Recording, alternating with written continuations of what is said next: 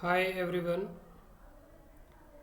आज video session में हम एक महत्वपूर्ण टॉपिक कवर कर रहे हैं जो प्राचीन भारत के इतिहास से संबंधित है। आज का हमारा टॉपिक है मौर्य राजवंश 323 ईसा पूर्व से 184 ईसा पूर्व तक। मौर्य राजवंश प्राचीन भारत के सभी राजवंशों में विभिन्न आयामों की दृष्टि से श्रेष्ठ माना जाता है। फिर वो चाहे साम्राज्य विस्तार या चक्रवर्ती की अवधारणा से संबंधित हो या फिर एक शासक के द्वारा धर्म और नीति की बात करना रहा हो। इस प्रकार से एक कोई बहुत ही महत्वपूर्ण राजवंश के बारे में आज हम पढ़ेंगे। पहले परिचय के रूप में कुछ शासकों का कालक्रम बता देता हूँ, उसके बाद में कुछ महत्वपूर्ण टॉपिक्स की चर्चा करेंगे। मौर्य वंश की स्थापना चंद्रगुप्त मौर्य ने की। चंद्रगुप्त मौर्य ने 323 ईसा पूर्व से 298 ईसा पूर्व तक लगभग 25 वर्षों तक शासन किया। चंद्रगुप्त मौर्य की मृत्यु के बाद में उत्तराधिकारी बिंबिसार हुआ, जो 298 ईसा पूर्व से 273 ईसा पूर्व के बीच मगध का शासक रहा। बिंबिसार के बाद में अशोक शासक बना, जिसको महान अशोक या अशोक सम्राट या प्रियदर्शी या देवानाम प्रियदर्शी भी कहा जाता है। उसने 273 से 236 ईसा पूर्व के बीच शासन किया। अशोक के मृत्यु के बाद में उसके उत्तराधिकारियों का क्रम इतिहास में स्पष्ट नहीं है। जैन, बौद्ध और ब्राह्मण ग्रंथों के अनुसार अलग अलग कालक्रम और अलग अलग शासकों के नाम मिलते हैं। अशोक के बाद में कुणाल का नाम बौद्ध और ब्राह्मण दोनों ग्रंथों में आता है। दशरथ का उल्लेख भी ऐतिहासिक रूप से कई जगहों पर आता है। खास करके इसने बराबर और नागार्जुन की गुफाओं का निर्माण करवाया था। यह एक बौद्ध धर्म से संबंधित था, दशरथ का संबंध। वहीं संप्रति का उल्लेख भी आता है, यह एक जैन धर्म का अनुयायी था।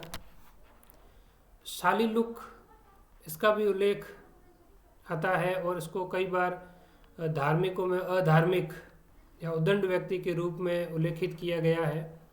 उसके बाद में देव धर्मन सतधनवा जैसे शासकों का नाम आता है और मौर्य वंश का जो अंतिम शासक है वो वृहद्रथ था।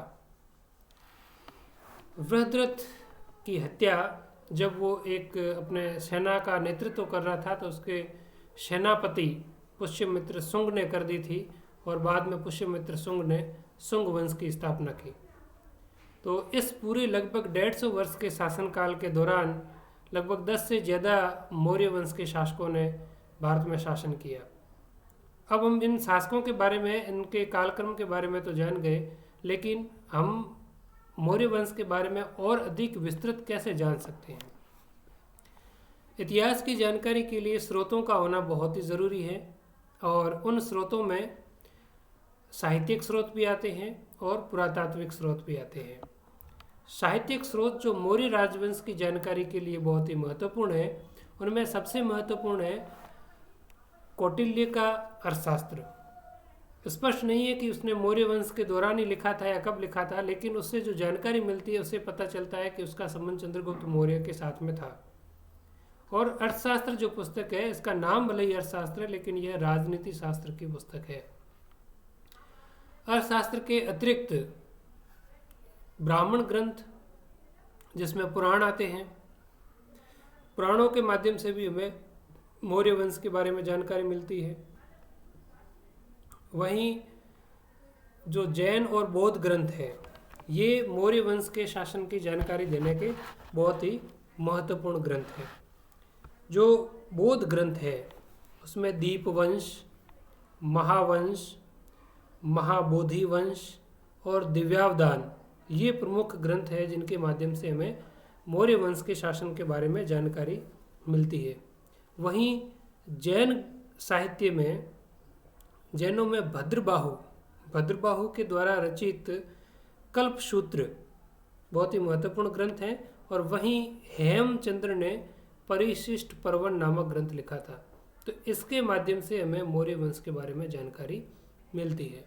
साहित्यिक स्रोतों की चर्चा करें तो हमें पहली बार किसी भी भारतीय राजवंश के बारे में विदेशी या यूनानी लेखकों के द्वारा भी जानकारी मिलती है। जब सिकंदर का आक्रमण हुआ तो उसके बाद में भारत में कई यूनानी लेखक आए जिन्होंने भारत के बारे में लिखा।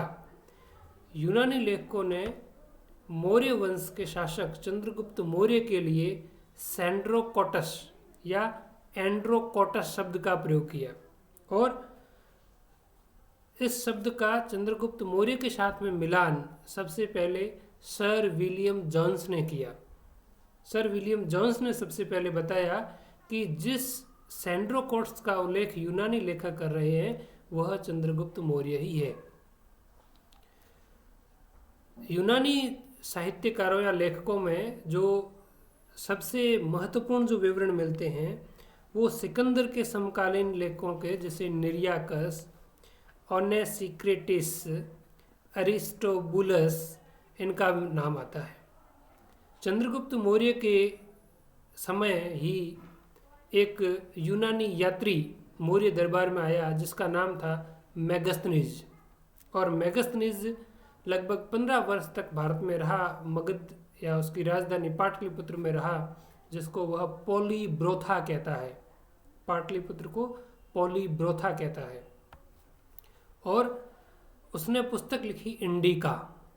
यद्यपि मूल रूप से अब इंडिका उपलब्ध नहीं है, लेकिन उसी इंडिका का उपयोग करते हुए कई यूनानी लेखकों ने अपने विवरण छोड़े हैं।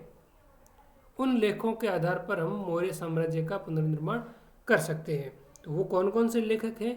Strabo, Diodorus, Arrian, Plutarch, Justin, इन सभी लेखकों ने इंडिका का प्रयोग करते हुए अपने विवरण दिए हैं, जिसके माध्यम से हम मौर्य राजवंश के इतिहास का पुनर्निर्माण कर सकते हैं। मौर्य राजवंश के शासन में ही हमें पुरातात्विक स्रोत भी बहुत अधिक मात्रा में मिलते हैं। पुरातात्विक स्रोतों की चर्चा करें तो हमें सबसे महत्वपूर्ण जो मिलते हैं वो अशोक के अभिलेख हैं। भारत में अभिलेख लिखने की परंपरा अशोक ने शुरू की और उसके लगभग 40 से ज़्यादा बड़े लेख हमें आज मिले हैं। एक इतिहासकार हुए R.G. भंडारकर। उन्होंने तो अशोक का पूरा इतिहास अभिलेखों के आधार पर लिखने का प्रयास किया है। अशोक के जो अभिलेख मिले हैं उसमें 14 वृहत शिलालेख हैं जो बहुत बड़े अभिलेख हैं, बड़ी बड़ी शिलाओं पर लिखे गए हैं। कुछ लघु शिलालेख मिले हैं, 7 स्तंभ लेख मिले जो स्तंभों के ऊपर लिखवाए गए हैं। कुछ गुहा लेख अर्थात गुफा लेख भी मिले हैं। तो ये अशोक के समय के जो अभिलेख हैं ये मौर्य वंश के तात्कालीन जानकारी बहुत ही प्रामाणिकता के साथ देते हैं। वहीं रुद्रदामन जो एक शक शासक था और जिसका शासन गुजरात के प्रदेश में था, उसका एक गिरनार पर्वत पर अभिलेख है जिसको जूनागढ़ अभिलेख कहा जाता है। यह जूनागढ़ अभिलेख संस्कृत भाषा का पहला अभिलेख है और उस अभिलेख पर भी रुद्रदामन से पहले अशोक का लेख लिखा हुआ है जिसको अशोक का गिरनार लेख कहा जाता है। तो उससे भी हमें जानकारी मिलती है। साथ ही हमें मौर्य जो राजधानी या नगर थे उनका उत्खनन किया है, तो वहाँ से हमें बहुत सारी प्रमाणिक जानकारियाँ मिलती है। तो इस प्रकार से जो विवरण है वो चाहे साहित्यिक स्रोतों से हो चाहे पुरातात्विक स्रोतों से हो, मौर्य राजवंश के इतिहास के पुनर्निर्माण में बहुत बड़ी भूमिका निभाते हैं। अब हमारा जो अगला प्रश्न हमारे सामने आता है कि ये जो मौर्य थे ये कौन थे, इनका अस्तित्व किस प्रकार से आया या पूर्वज कौन थे, इसका थोड़ा सा परिचय करते हैं। फिर उसके बाद में मौर्य वंश के शासकों की उपलब्धियां पढ़ेंगे। जो ब्राह्मण ग्रंथ है उन ब्राह्मण ग्रंथों में मौर्यों को शूद्र कहा गया है और मौर्यों की तुलना, मौर्यों का संबंध है वो नंद वंश या मुरा नामक स्त्री के साथ में करते हैं जो कि वो शूद्र वंश की बताते हैं। लेकिन जैन और बौद्ध जो साहित्य है वो मौर्य वंश का संबंध मौर्य अर्थात मोर से जोड़ते हैं और इस मोर का संबंध चूंकि एक पक्षी के साथ में है, और यह कहा जाता है कि यह उस वन में रहते थे जहाँ पर बहुत अधिक संख्या में मोर हुआ करते थे, इसलिए इसका नाम मौर्य पड़ा। और जो अशोक के जो अभिलेख है, जो स्तंभ लेख है, उन स्तंभ लेखों में भी जो मोर का जो चिन्ह है वो हमें मिलता है। तो इससे यह स्पष्ट होता है कि इनका संबंध किसी मोर से या मौर्य से रहा होगा। लेकिन जो बौद्ध साहित्य है वो ये भी कहता है कि जो कपिल वस्तु है वहाँ पर मौर्य एक गणतंत्र था और वहाँ के शासक मौर्य हुआ करते थे। चूँकि चंद्रगुप्त मौर्य भी स्वयं को क्षत्रिय मानता था, इसलिए जब महात्मा बुद्ध की मृत्यु हुई और महात्मा बुद्ध की मृत्यु के जो अवशेष थे शव के, उसको 8 अलग अलग जगहों पर रख करके उसके ऊपर स्तूपों का निर्माण किया गया था। उन स्तूपों पर अधिकार चंद्रगुप्त मौर्य ने भी जताया था, क्योंकि वो भी ये समझता था कि मैं भी क्षत्रिय हूँ। तो समकालीन और बाद के प्रमाणों से पता चलता है कि इनकी जाति के बारे में स्पष्ट विवरण तो नहीं है, लेकिन संभवतः क्षत्रिय रहे होंगे, न कि शूद्र, क्योंकि चंद्रगुप्त मौर्य के उद्भव में कौटिल्य का बहुत बड़ा रोल है। और कौटिल्य ने जो अर्थशास्त्र पुस्तक लिखी है और उसमें जिस प्रकार से वर्ण व्यवस्था को लिखा है, उससे यह स्पष्ट होता है कि कौटिल्य जैसा ब्राह्मण कभी भी शूद्र व्यक्ति को राज सिंहासन पर नहीं बैठा सकता। तो इस प्रकार से इसके राजवंश के बारे में भी हमें थोड़ा स्पष्ट करना है। अब हम चंद्रगुप्त मौर्य और अन्य शासकों के उपलब्धियों के बारे में नेक्स्ट वीडियो में पढ़ेंगे। Thank you.